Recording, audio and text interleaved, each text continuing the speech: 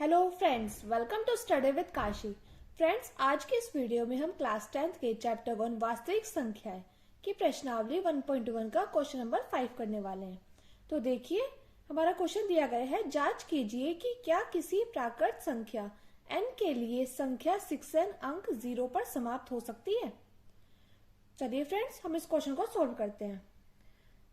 ऐसे क्वेश्चन को हल करने से पहले हमें एक बात जाननी होगी कि कोई भी प्राकृतिक संख्या 0 पर समाप्त तभी होगी जब उसके अभाज्य गुणनखंड क्या होंगे, 2 और 5। चलिए हम अपने क्वेश्चन को सोल्व करते हैं। तो फ्रेंड्स, यहाँ पे हमें क्या संख्या दी गई है, 6n दी गई है।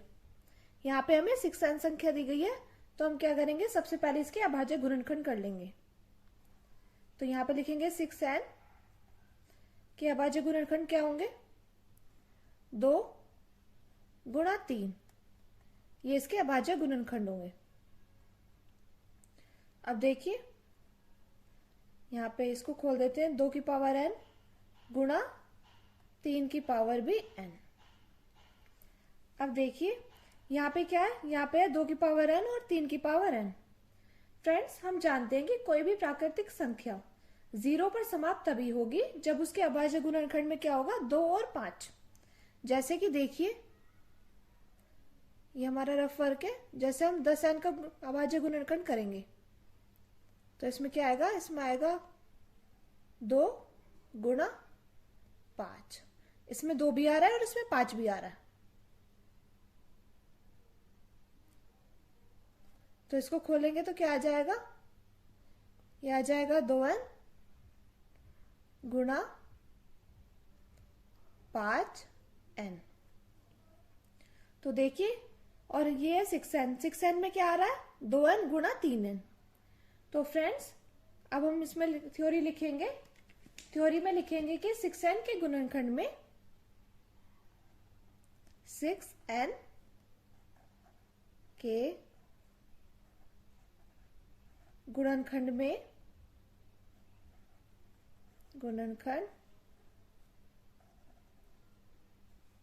में 5 नहीं है। क्या नहीं आ रहा है इसमें, 5 नहीं आ रहा, इसमें आ रहा है 2 और 3। 5 नहीं है,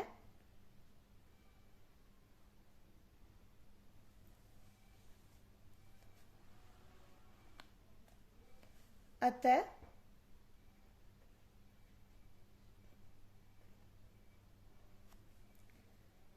किसी भी प्राकृतिक संख्या, अतः किसी भी प्राकृत संख्या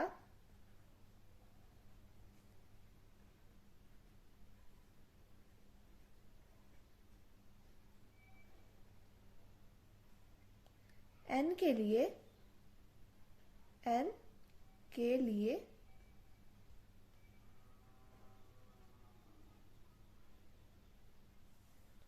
संख्या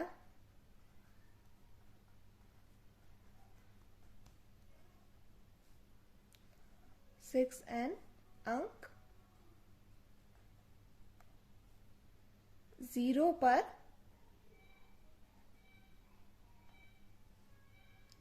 समाप्त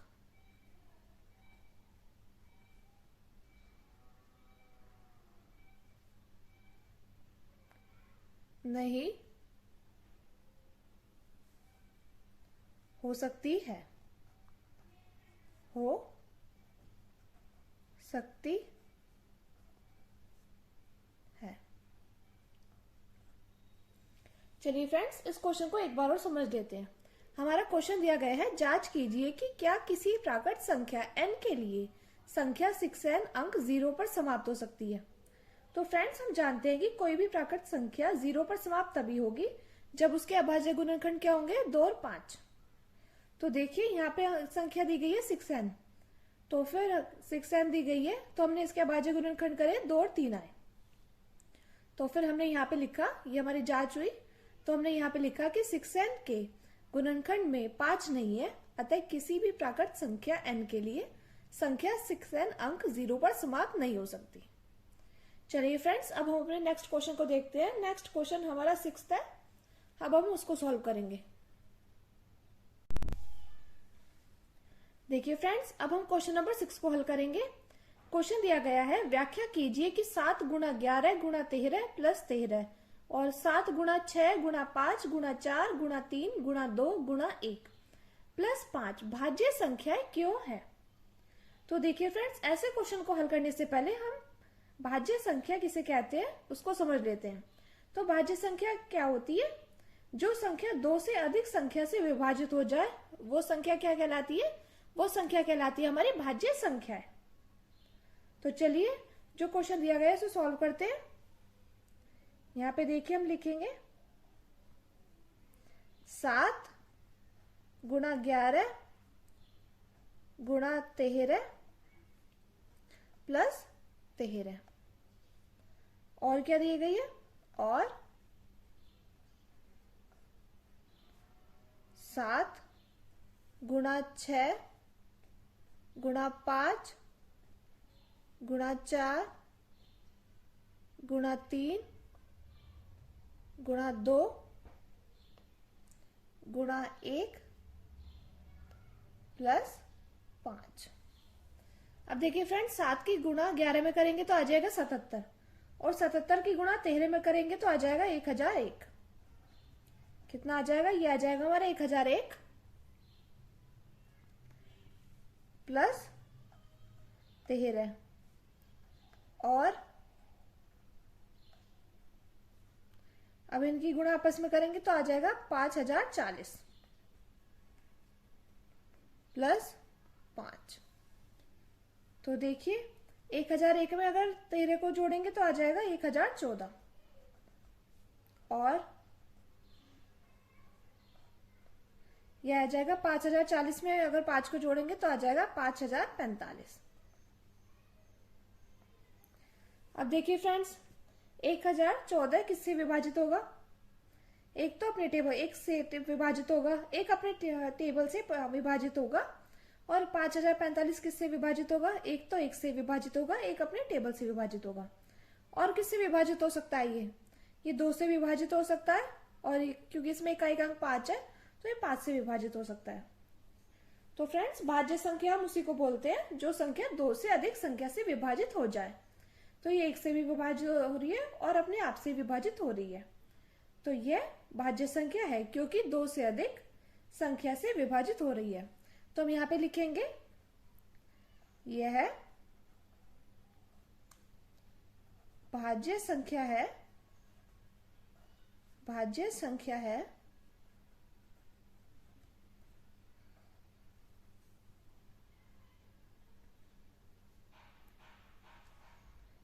क्योंकि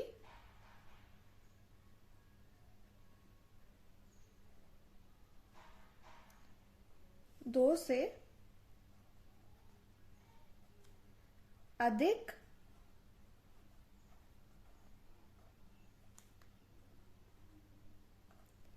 संख्या से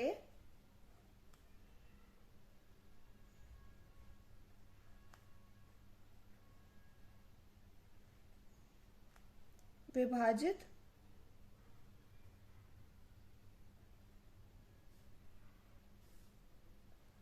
हो रही है, हो रही है।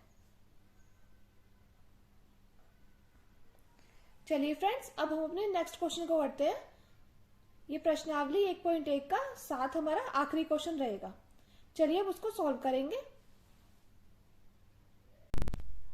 देखिए फ्रेंड्स, हमारा क्वेश्चन नंबर 7 है, किसी खेल के मैदान के चारों ओर एक वृत्ताकार पथ है। इस मैदान का एक चक्कर लगाने में सोनिया को 18 मिनट लगते हैं, जबकि इसी मैदान का एक चक्कर लगाने में रवि को कितने मिनट लगते हैं? 12 मिनट लगते हैं। मान लीजिए वे दोनों एक ही स्थान और एक ही समय पर चलना प्रारंभ करके एक ही दिशा में चलते हैं। कितने समय बाद वे पुनः प्रारंभिक स्थान पर मिलेंगे? तो देखिए फ्रेंड्स, हम यहाँ पे क्या करेंगे? हम यहाँ पे एक वृत्ताकार पथ बना देंगे।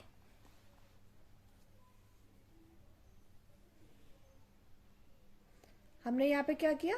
हमने यहाँ पे एक वृत्ताकार पथ बना दिया। तो सोनिया कितने मिनट में चलना प्रारंभ करती है? सोनिया सोनिया को टाइम लगता है 18 मिनट, 18 मिनट। और रवि को कितना लगता है? रवि को लगता है हमारा 12 मिनट। देखिए क्वेश्चन में दिया गया है इस मैदान का एक चक्कर लगाने में सोनिया को 18 मिनट लगता है। तो सोनिया को कितना मिनट लग रहा है? 18 मिनट। और जबकि इसी मैदान का एक चक्कर लगाने में रवि को कितना मिनट लगेगा? 12 मिनट। मान लीजिए वे दोनों एक ही स्थान पर एक ही समय पर चलना प्रारंभ करके एक ही दिशा में चलते हैं। हम मान लेते हैं इसी पॉइंट से वो चलना प्रारंभ करेंगे। इस पॉइंट से चलना प्रारंभ करके एक ही समय पर और एक ही दिशा में चलेंगे। तो कितने समय बाद वे पुनः प्रारंभिक स्थान पर मिलेंगे?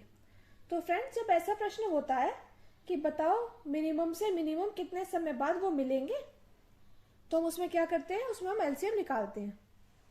तो हम क्या यहाँ पे क्या करेंगे? फ्रेंड्स, ये क्वेश्चन जो है देखने में बड़ा लग रहा है, लेकिन इसका सॉल्यूशन बहुत ही आसान है। वही क्वेश्चन बहुत ही आसान है। तो हम यहाँ पे लिखेंगे 12 और 18 का एलसीएम हम निकालेंगे। एलसीएम हम इसलिए निकाल रहे हैं क्योंकि जब भी ऐसा प्रश्न होता है कि बताओ मिनिमम से मिनिमम कितने समय बाद वो मिलेंगे, तो इनका क्या निकालेंगे? एलसीएम निकालते हैं। चलिए 12 और 18 का एलसीएम निकालेंगे।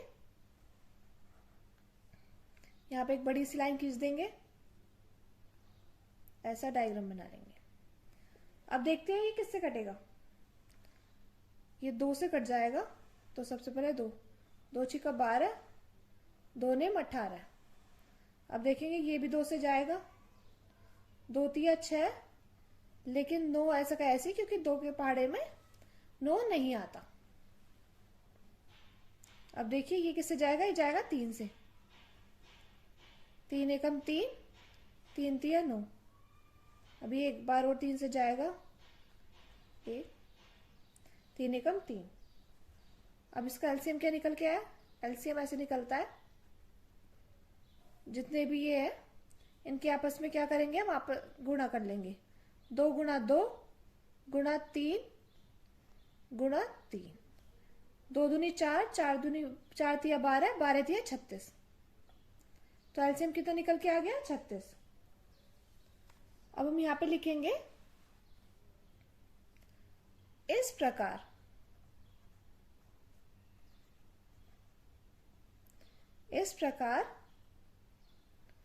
रवि और सोनिया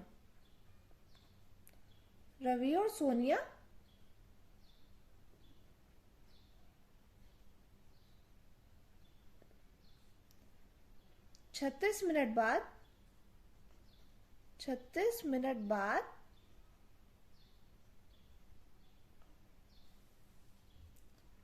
दोनों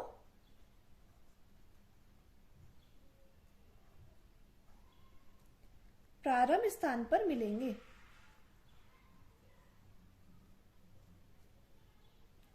स्थान पर मिलेंगे।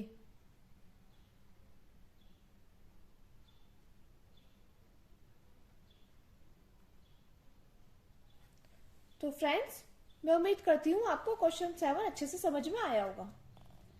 फ्रेंड्स, इस प्रकार हमने प्रश्नावली 1.1 कंप्लीट कर ली है। मैं उम्मीद करती हूँ आपको ये सभी क्वेश्चन अच्छे से समझ में आए होंगे। अगर आपको वीडियो अच्छी लगी हो तो प्लीज हमारे चैनल को सब्सक्राइब कीजिए और वीडियो को लाइक, शेयर और कमेंट जरूर कीजिए। Thank you. Thanks for watching.